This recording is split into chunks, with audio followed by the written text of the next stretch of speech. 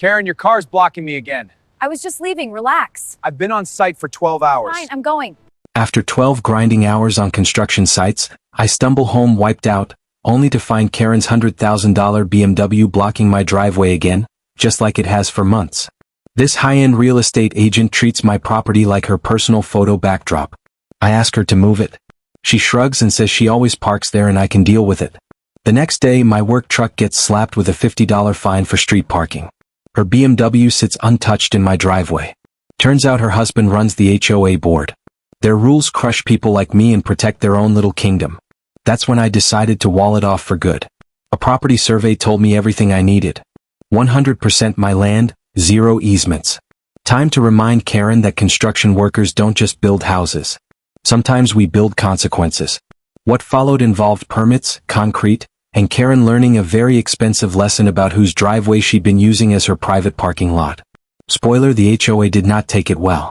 What would you do if the system was stacked against working people? My name is Garrett Morrison, and I should have known trouble was coming when my new neighbor introduced herself by having my truck towed.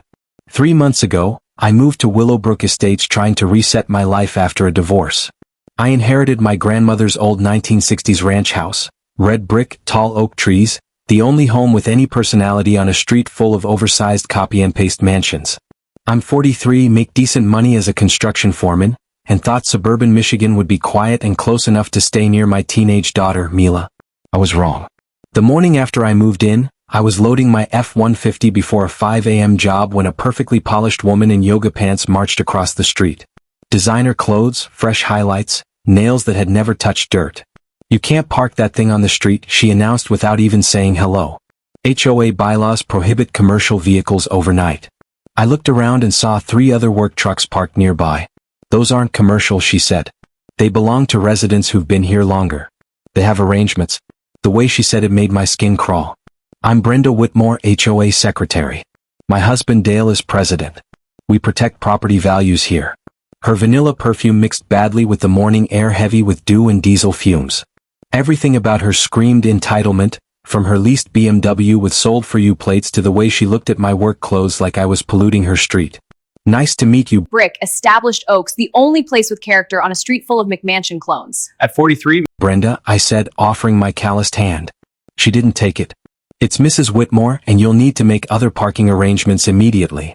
That afternoon, I came home from a 12-hour drywall shift to find her BMW parked fully in my driveway, not halfway in but dead center like she owned it.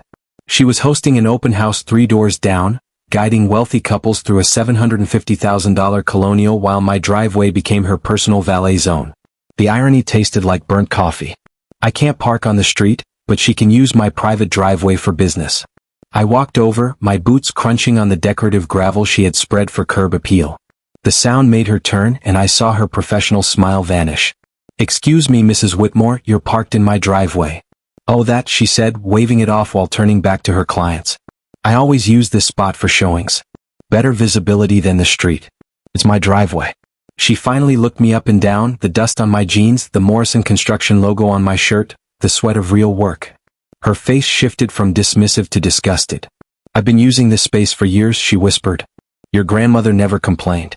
"My grandmother was 87 and half blind." "I'm sure we can work something out," she said. "Maybe you could park somewhere more appropriate during business hours." Her clients glanced at each other, uncomfortable. Suburban peace disturbed by the blue-collar guy who didn't know his place. "More appropriate where?" "You just told me I can't park on the street." Her smile sharpened. "That's an HOA matter. This is between neighbors." Before I could answer, Dale Whitmore stepped out of their house like he'd been watching through the window. Khakis, polo shirt, and the confidence of someone who's never been challenged. "Everything okay, sweetheart?" He moved closer than necessary. That's when I knew this wasn't just about parking. This was a territory fight, and the rules were built to make sure people like me lost. The bitterness sat heavy in my mouth as Brenda's clients hurried to their Range Rover. That first week set the pattern. Karen turned my driveway into her staging lot and used the HOA as a weapon against my work truck. Monday morning at 4:30, a white envelope waited on my windshield. Violation notice. Commercial vehicle parking. Fine $50. Dale Whitmore's signature at the bottom on official HOA letterhead. Karen's BMW was already sitting in my driveway for her 9 a.m. showing. I pulled out my phone and started documenting everything. Time stamps. Photos. License plates. My divorce taught me one lesson. Without proof, you're just another guy with a story nobody believes. By Thursday, 3 more violations. $150 for parking on public streets while Karen used my private property for profit. The unfairness felt like spoiled food in my stomach. Friday evening, I tried diplomacy. Karen opened the door in full real estate armor, blazer, pearls, and a smile sharp enough to cut glass. Her house smelled like vanilla candles and cleaning spray, artificial perfection that probably cost more than my mortgage. We need to talk about the parking, I said. Oh, that, she waved it off. Your grandmother and I had an understanding. For security. Someone keeping an eye on things. She rewrote history in seconds, turning trespass into charity. I don't need security. I need my driveway. Her mask slipped just enough to show calculation. Property values depend on standards. Your truck, your schedule, the look of things. It affects everyone's investment. There it was. I was lowering property values by existing. Too blue collar for their picture-perfect neighborhood. So you're protecting me by taking my driveway? I'm protecting everyone, she said. Maybe you could find more suitable parking. She crossed her arms like the case was closed. The talk ended, but the war had started. This wasn't about parking anymore. It was about who belonged and who got pushed out. That weekend, I switched into work mode. Every construction job starts with planning and records. I began tracking Karen's BMW.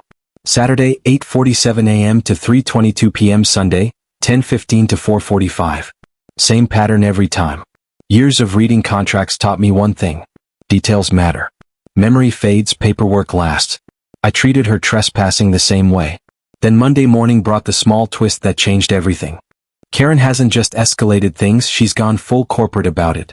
Orange traffic cones now block my driveway whenever she's not using it, complete with a handwritten sign that reads, "Private staging area, authorized vehicles only." My own driveway is taped off like a construction site she supervises. The nerve would almost be impressive if it didn't make my blood boil. She's treating my property like a remote office, complete with traffic management. But Karen made one serious mistake. She chose to mess with someone who literally moves obstacles for a living.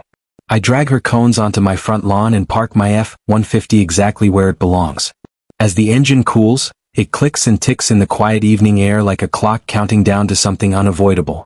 Tuesday morning, 6:15 a.m. on the dot. A tow truck growls down Maple Ridge Drive, followed by a sheriff's cruiser. Both stop in front of my house, lights flashing through the early morning like a suburban light show. The tow truck driver, a big guy named Miguel I recognize from construction sites, steps out shaking his head. "Sorry, man. Got a call about aggressive behavior and a property dispute. They want your truck impounded." Deputy Martinez follows, looking like he'd rather be anywhere else. "Mr. Morrison, we've received complaints about harassment and threatening behavior toward Mrs. Whitmore." Karen appears on cue, stepping out of her house in yoga pants with a worried face carefully practiced for the moment. Dale stands behind her, glowing with the confidence of a man who's never really been challenged. "Officers, thank you for coming," Karen says, voice tuned for maximum sympathy. "This has been very frightening for our family." I look at my truck, parked legally in my own driveway. Then I look at Karen, who's been trespassing on my property for weeks. Then at the deputy, who clearly wonders how a neighborhood parking argument became his problem before sunrise. The system Karen depends on is working exactly as intended. She calls, authority shows up, and guys like me get labeled the problem. But standing there in steel-toed boots, watching Karen put on her victim performance for law enforcement, something finally clicks. This woman thinks she's playing chess while I'm stuck playing checkers. She's about to find out construction workers don't just build things. Sometimes we tear them down first.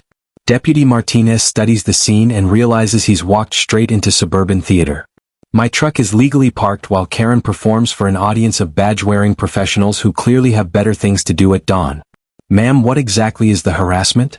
Martinez asks, pen ready. Karen launches into her script.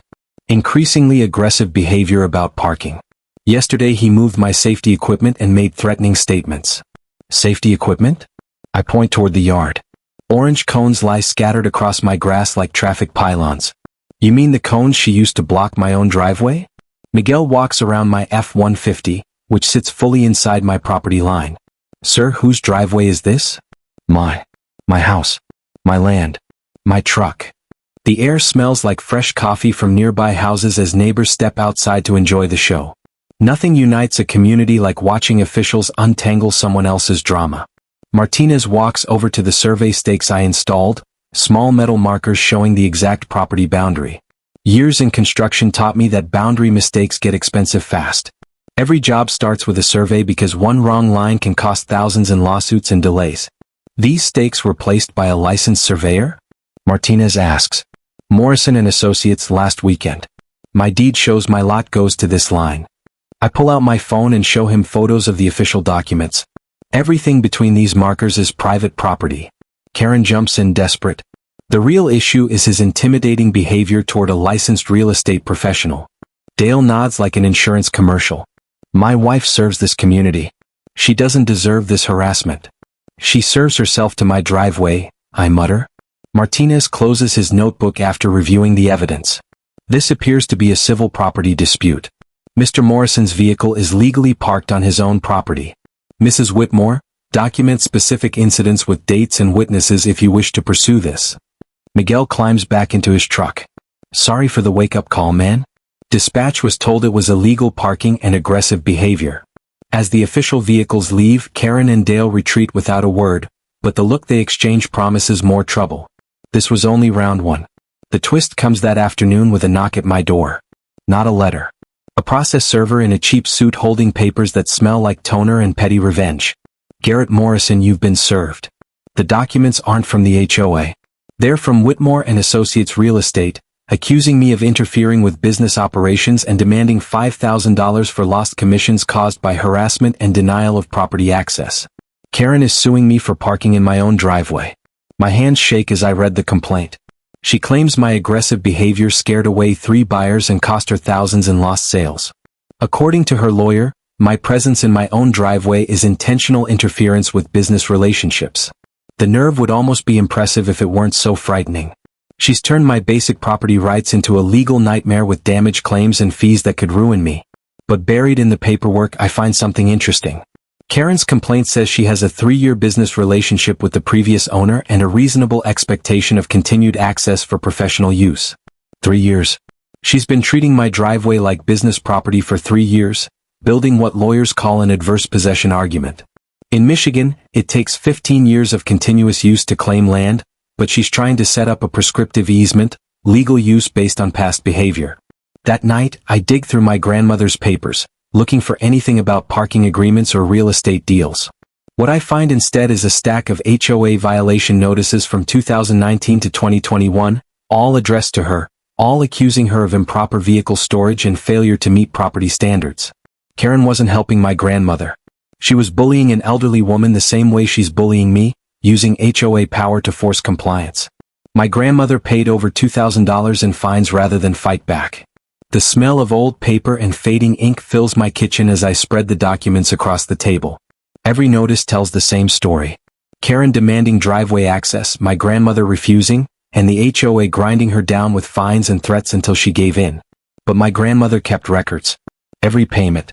Every letter. Every encounter written in her careful handwriting.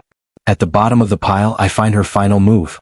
A letter to the city attorney complaining about HOA harassment and selective enforcement. She died before she could send it.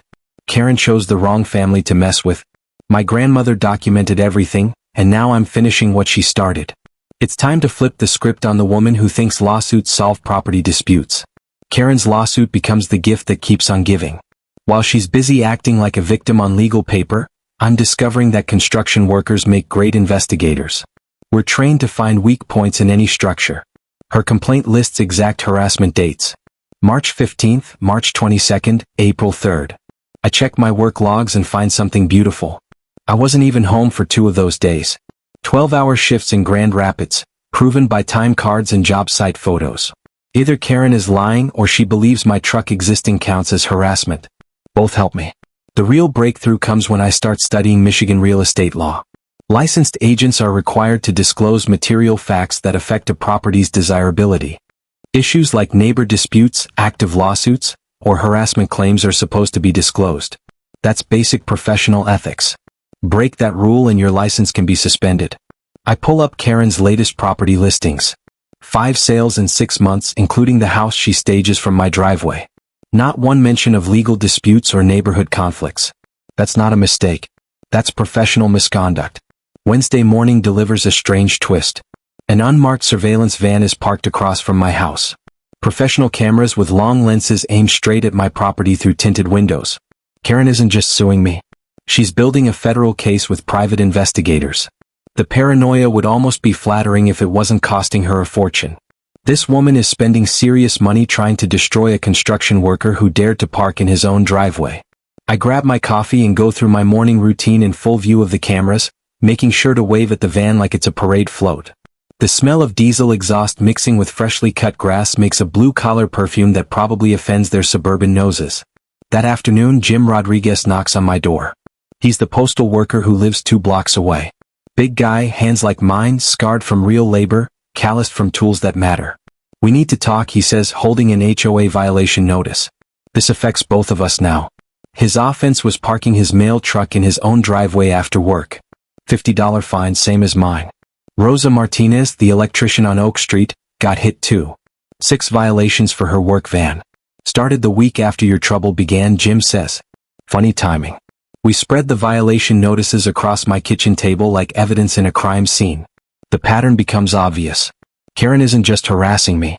She's targeting every blue-collar resident in the neighborhood.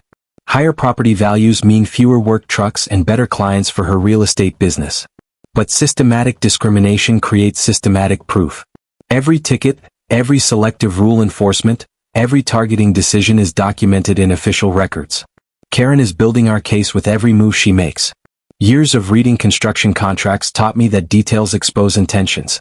When developers discriminate against union workers or minority businesses, they leave paper trails lawyers love. Karen is doing the same thing, creating a record of class-based harassment. Thursday's emergency HOA meeting feels like a suburban courtroom. The community center smells like industrial carpet and metal folding chairs, packed with neighbors I recognize but barely know. Karen's presentation is peak suburban propaganda. PowerPoint slides showing declining neighborhood appearance, charts comparing us to upscale subdivisions, photos of work trucks framed to look as ugly as possible. We have standards to protect everyone's investment, she says, voice echoing like a preacher at a real estate revival. People murmur in agreement. They see work trucks as ugly stains, not proof of honest work. They want their property values safe and their blue-collar neighbors invisible. But Karen slips up during the question session. When someone asks about consistent enforcement, she says she's been conducting proactive neighborhood monitoring and property assessments from strategic locations over the past 3 years. She just admitted to stalking and using my driveway as a surveillance post on record in front of 40 witnesses. Dale tries to clean it up. My wife has always been committed to community improvement, he says, by trespassing on private property for 3 years. I stand up holding legal documents because that's what your lawsuit claims. 3 years of established business use of my driveway. The room goes silent. You can hear the air conditioner, the hum of fluorescent lights, the sound of suburban certainty cracking like old concrete. Karen's face turns red when she realizes her slideshow just became evidence. Dale's insurance executive confidence melts away as the legal meaning sinks in. That's taken out of context, Karen says. Is it? I hold up the complaint. Because according to this document, you've been operating from my property since 2021, creating what your lawyer calls reasonable expectations of continued access. Victory tastes sweet, mixed with the sharp edge of adrenaline. Sometimes your enemy defeats themselves. You just have to let them talk. After the meeting, Karen scrambles while her lawyer starts asking uncomfortable questions. And while she's busy doing damage control, I discover my grandmother left me a legal bomb disguised as dusty paperwork. Saturday night, I dig through her files and find a manila folder labeled Original HOA Charter 1960. The pages smell like mothballs and old promises, but the words hit like a hammer. Properties built before HOA incorporation keep all original usage rights and are exempt from later restrictions. My house was built in 1960. The HOA wasn't formed until 1987. I read it 3 times just to be sure. Every violation Karen issued is worthless paper. Every fine they collected was theft. The HOA has no authority over my property at all. It gets better. The original covenant allows agricultural and light industrial use on pre-1970 lots.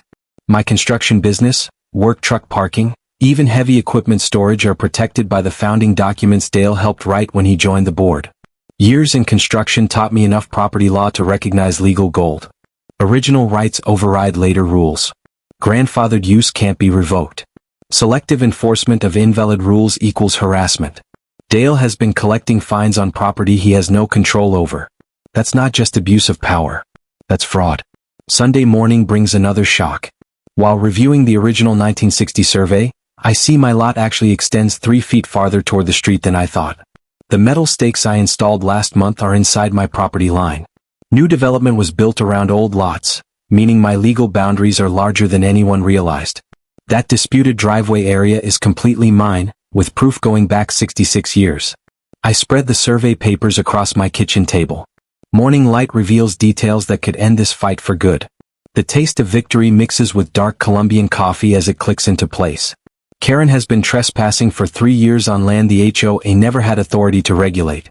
Her lawsuit claiming business use actually proves she's been violating my rights while collecting illegal fines that never existed.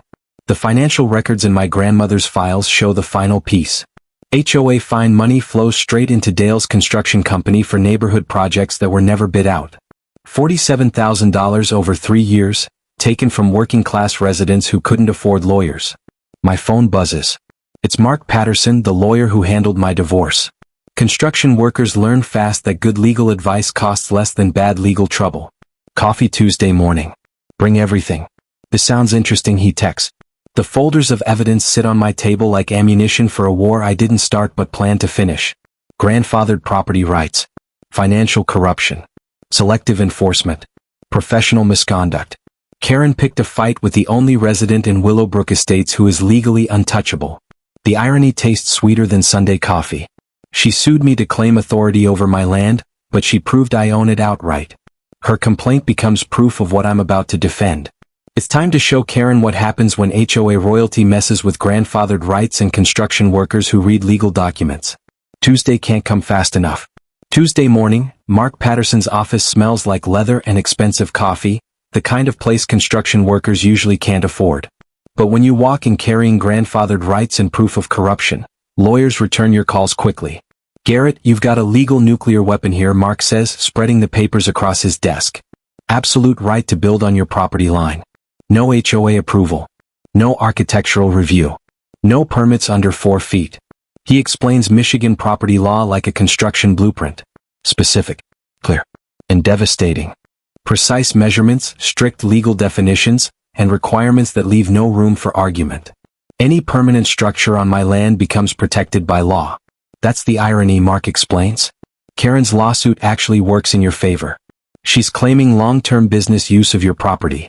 By doing that, she admits she knows she's trespassing, which gives you the legal right to shut down access permanently. Years of studying construction contracts taught me that legal loopholes are like cracks in concrete. Once you find one, you can use it fully. Karen is trying to invent rights she never had, while I'm about to use rights that were always mine. Wednesday night, my crew shows up without warning, carrying beer and offering unsolicited engineering opinions. News spreads fast in the trades when someone takes on an HOA. Every contractor in Michigan has horror stories about suburban power plays. So you're building something to educate the real estate queen, Tommy says, studying my drawings. Count us in. These guys have worked with me for 5 years. They respect good work, and they know Karen represents everything wrong with suburban entitlement. This isn't just helping a friend. It's working-class loyalty against HOA abuse. 4 feet high, 8 feet long, steel-reinforced core with a brick face, I explain. It has to look clean so nobody can call it revenge construction. Miguel nods. CMU foundation, rebar every 16 inches, decorative veneer. That thing will outlive the McMansions. Then he smirks. What about the BMW problem? What BMW? I say. I'm just building a garden wall on my property line. Not my fault if someone parks illegally on the wrong side. The planning turns into a crash course in tactical construction. Total cost, $847 in materials. 2 weekends of volunteer labor. Zero legal risk since everything stays on my land under grandfathered rights. Karen's going to lose her mind, Steve says with satisfaction. Thursday, Miller Construction Supply gives me a contractor discount without questions. Dave, the yard manager, recognizes my name from the network. Building something therapeutic? He asks with a grin.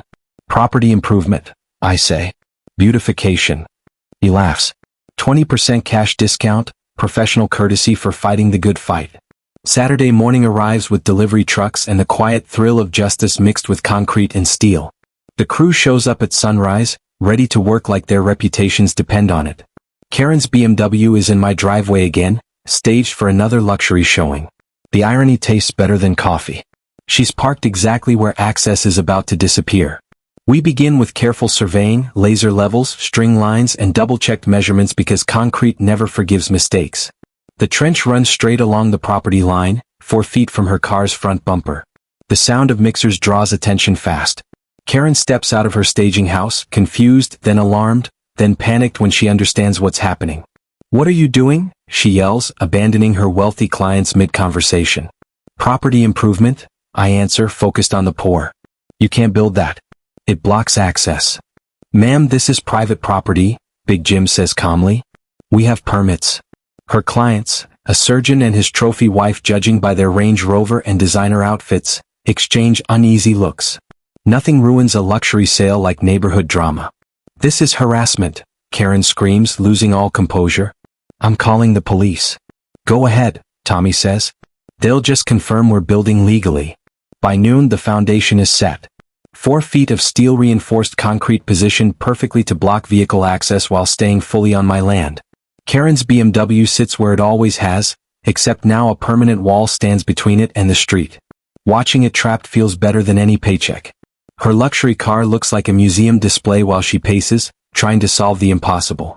"Ma'am, you'll have to wait for the concrete to cure," Miguel says politely. "Maybe 24 hours for walking, weeks for vehicles." Her face turns crimson as reality hits. Her car is hostage to my construction schedule. Her weekend showing is finished, and her clients are filming everything. "This is illegal," she screams. "Actually, it's legal," I reply, finally looking up. "Private property, grandfathered rights, proper construction. Your BMW is the only thing parked illegally." Victory smells like concrete dust as Karen's perfect Saturday collapses around her designer shoes. Her BMW spent the night behind fresh concrete like an exhibit in a luxury car museum. Sunday brought her nuclear option. A city building inspector arrived with a clipboard and confidence.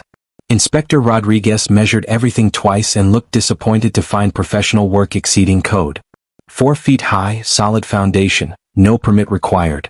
"Looks better than most commercial jobs," he says. Karen hovers nearby in designer workout clothes, radiating panic mixed with perfume. "What about drainage? Setbacks? Emergency access?" "Ma'am, the wall is fully on his property and built correctly," Rodriguez says, closing his clipboard. "No violations." He drives away, leaving Karen standing beside her trapped BMW like she's watching the end of suburban order. Monday turns into complaint warfare. The health department gets reports of contamination. Fire officials hear about blocked exits. Code enforcement gets tips about illegal work. Every inspection ends the same way. Legal construction. No issues. Case closed. Her false reports create a paper trail that only strengthens my position. Tuesday night brings the twist. I'm reviewing photos when headlights sweep across my window. A Tesla Model S pulls into my driveway. A woman steps out in business attire with a leather briefcase. Not Karen. Someone new, walking to my door with corporate confidence. "Mr. Morrison, I'm Rebecca Hartwell from Pinnacle Property Development. I'd like to discuss buying your home." The offer sits on my kitchen table like a threat. $340,000 cash. 30-day closing. No inspections. 20% above market value for a house Karen says lowers standards. Generous for a property with disputes, I say. Her smile doesn't change. "Our clients prefer fast solutions. This offer expires Friday. If you decline, neighborhood tensions may affect your value long term." Polite words. Sharp message. After she leaves, I call Mark. Developers don't overpay unless someone wants an obstacle removed. Karen isn't just harassing me now. She's trying to buy me out through others. "That's organized intimidation," Mark says. "Someone has real money behind this. They think you'll take the cash instead of fighting." Wednesday morning, I wake up to official notices stapled to my grandmother's oak tree. Arborist warnings. Removal orders. Liability threats. The tree has stood for 60 years, but suddenly it's dangerous and must come down at my expense. The pattern is clear. Karen can't win legally, so she's using every city department to bleed me dry. Death by paperwork. That afternoon, Tommy shows up with a chainsaw and climbing gear. Heard about your tree problem, he says, looking up at the healthy branches. Funny how a 60-year-old tree becomes dangerous right in the middle of a property war. The city claims it needs professional removal, a $1,000 job at minimum. Or, as Tommy smirks, it just needs professional trimming by licensed contractors who understand the line between hazard control and harassment. He revs his chainsaw, the two-stroke engine roaring like mechanical thunder. No charge for friends fighting the HOA. Thursday brings Karen's last desperate play. I find her BMW missing, hauled off in the middle of the night instead of waiting for my wall construction to finish. But she leaves something behind. A professional film crew set up on my property. Excuse me, I say to the cameraman, what exactly are you filming? A neighborhood impact study for potential litigation. We're documenting property changes that affect community standards. Karen is building a media case against me, complete with polished footage showing how my so-called spite wall disrupts suburban peace. She wants to present me as an unstable construction worker wrecking neighborhood beauty. The irony tastes sweet. Her crew is recording legal work on private property while she keeps trespassing to manufacture her harassment story. By Friday evening, the corporate buyout offer expires with no reply. Rebecca Hartwell calls twice, leaving messages about final chances and growing complications. I delete them and open a beer, sitting on my porch beside 4 feet of solid steel-reinforced concrete. Karen has thrown everything at me. Fake reports, threats, vandalism, bribes, and media tricks, and my wall still stands where it belongs. Victory mixes with the evening air as I realize her desperation is now her weakness. Every move proves she knows she's wrong. Every attack documents her harassment. Every failure makes her next step easier to predict. She's out of quiet options. Now we see what suburban panic looks like when it goes fully nuclear. Her corporate deal collapsed. Her film crew proved nothing. Her narrative fell apart under simple facts. Now she enters the final stage of this neighborhood war, scorched earth tactics from someone who's lost perspective completely. Monday morning opens with a new strike. I wake to a mailbox packed with legal papers. Not lawsuits, something worse. A Child Protective Services investigation notice, triggered by anonymous concerns about my daughter's living situation during neighborhood disputes. The accusation feels like poison. Karen is using my child because she can't hit me directly anymore. Someone reported unsafe construction, aggressive behavior, and an unstable home for a teenage girl. CPS investigator Sarah Bellamy arrives Tuesday afternoon with a clipboard and the tired look of someone who's handled too many fake complaints fueled by adult grudges. She inspects the house, talks to Mila, and documents what she calls professional-grade masonry work. Mr. Morrison, your daughter seems healthy and well cared for, she says after half an hour. The home is clean and safe. Construction is controlled and professional. Someone said otherwise. Anonymous tip about neglect and danger. Happens a lot during property disputes. She snaps her folder shut, frustrated. Case closed. No action required. After she leaves, Mila looks at me and asks, Dad, is this about the strange yoga lady who keeps asking if we're moving? My chest burns with anger. Karen has been questioning my teenage daughter, fishing for information to use against me. What did she ask you? Stuff like if we argue a lot, if you have money problems, if I feel safe here. Mila sounds confused, too young to understand manipulation. She said she was worried about neighborhood kids because of the construction. That crosses every line. Property fights are one thing. Dragging a child into adult warfare shows exactly who she is. Wednesday brings the media storm. A local news van parks outside my house. A reporter interviews neighbors about construction disputes harming community harmony. Karen planned this carefully. Polished footage of concerned residents talking about property values and neighborhood rules. But the twist comes that night on TV. Instead of blaming me, the story focuses on HOA abuse and selective enforcement. Neighbors speak anonymously about harassment of working-class homeowners, misuse of improvement funds, and biased fines. This looks like systematic targeting of blue-collar families, the reporter says. While board members profit from violations through their own contracts, Karen's plan explodes in her face. Her effort to label me the problem exposes the corruption she and Dale have run for years. Thursday turns into professional sabotage. I arrive at a job site and learn my company has been removed from a major project. The contractor apologizes and says concerns about legal trouble and aggressive behavior made me too risky. Someone has been calling my business partners, spreading stories about lawsuits and instability. Karen is trying to destroy my career by poisoning my reputation in a small construction network. But contractors talk. Dave from Miller Supply calls Tommy, Tommy calls Miguel, and Miguel calls every subcontractor in the county. Within hours, my phone fills with job offers from people who know the truth. Someone's trying to blacklist you with harassment claims, Dave says. The industry is backing you. Nobody likes HOA royalty attacking working men. Friday brings her final nuclear move. I come home to find Dale Whitmore and two men in expensive suits standing by my wall with measuring tools. Garrett, Dale says with executive confidence, meet our attorneys. We're filing an emergency injunction claiming your wall causes drainage problems that threaten neighborhood foundations. The papers accuse me of reckless construction that could lead to massive property damage.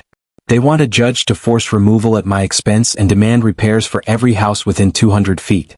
The scent of designer cologne hangs in the autumn air as they photograph my wall. They're arguing that 4 tons of proper masonry somehow endangers million-dollar homes. Your engineers will find proper drainage and steel reinforcement that exceeds code, I say calmly. We'll see what the court decides, one lawyer replies, writing notes. Watching them work, I realize Karen has made her last mistake. By calling my professional construction dangerous, she opens herself to liability once independent engineers prove it's safe. The irony feels perfect. Her lawsuit will require inspections that confirm I'm right, after months of harassing me over legal improvements. Sometimes the enemy's final strike becomes their surrender. The emergency HOA meeting happens on a Tuesday night that feels like suburban Judgment Day. The community center parking lot is packed with cars, news vans, and tension. Karen and Dale sit at the front table in serious clothes that look courtroom ready. Behind them, their attorneys shuffle papers that probably cost more per page than I earn in an hour. The room smells of carpet and nervous sweat from 60 neighbors who've never seen drama like this. Half the crowd supports Karen's property value crusade. The other half quietly sides with the man being hunted. Dale bangs the gavel and declares the meeting open. We're here to address construction violations and neighborhood disruption caused by Mr. Morrison's unauthorized building. Karen's presentation is flawless suburban theater. Slides of drainage fears, foundation risks, and photos making my wall look like a fortress. This reckless construction threatens every home in Willowbrook Estates, she says, voice shaking with rehearsed concern. We demand immediate removal and compensation. The crowd murmurs approval. They want their comfort protected and their illusion intact. Then Karen slips. She talks about proactive monitoring and security checks from my driveway over the last 3 years, calling it community service. She has just admitted to trespassing in front of witnesses and cameras. When Dale asks for my response, I stand slowly, feeling the weight of 3 months of evidence in my briefcase. The room goes silent except for buzzing lights and distant traffic. Before I speak, I already know this is the moment everything finally turns. To address Mrs. Whitmore's complaint, I begin by asking the board to explain exactly what authority they think they have over my property. I pull out the original HOA charter, the old yellowed pages making noise in the sudden quiet room. According to the founding documents, any property built before the HOA existed keeps all its original usage rights. My house was built in 1960. The HOA wasn't formed until 1987. I see Dale's confident smile falter for the first time. He says later residents agreed to the current bylaws. I asked, did they? Because I never signed anything giving the HOA control over a grandfathered property.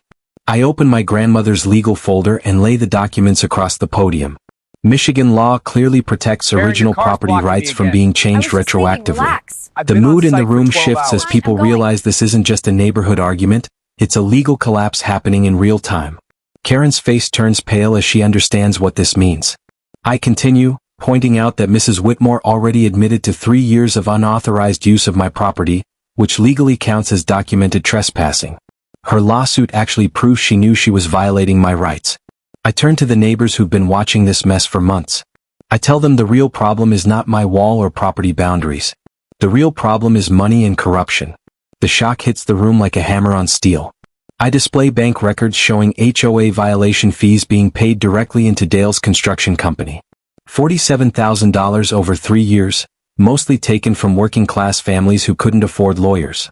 Mr. Whitmore used his board position to generate income for his own business by selectively enforcing rules he knew were invalid. Dale jumps up, trying to keep his calm executive image, but it cracks.